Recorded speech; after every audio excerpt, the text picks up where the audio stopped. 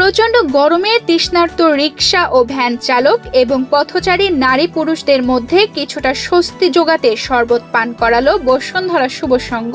নওগাঁর বদলগাছি উপজেলার শাখা বসুন্ধরা শুভ সংঘের উদ্যোগে প্রচণ্ড গরমে প্রায় ৩ শতাধিক মানুষের মাঝে এ আয়োজন করা হয়।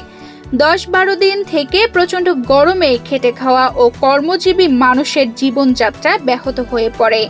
গরম থেকে কিছুটা স্বস্তি দিতে বসুন্ধরা শুভ সংঘ শরবত পানের ব্যবস্থা করে। এতে রিকশা ভ্যান চালক সহ পথচারীদের মধ্যে কিছুটা স্বস্তি ফিরে আসে।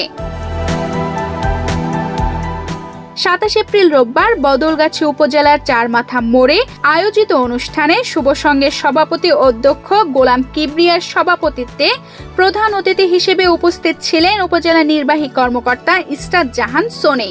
বিশেষ অতিথি ছিলেন থানা অফিসার ইনচার্জ মোহাম্মদ শাহজাহান আলী, সহকারী অধ্যক্ষ সাইদুর রহমান, প্রভাষক মোহাম্মদ মমিনুর রহমান, গ্রামীণ ব্যাংকের ম্যানেজার আব্দুল মোমিন, বাস স্ট্যান্ড বণিক সমিতির সাবেক সেক্রেটারি বিভাস চন্দ্র অধিকারী, বসুন্ধরা শুভ সংঘের সেক্রেটারি মোহাম্মদ মোসাদ্দেক হোসেন মোসা ও প্রধান উপদেষ্টা মোহাম্মদ এমদাদুল হক দুলু।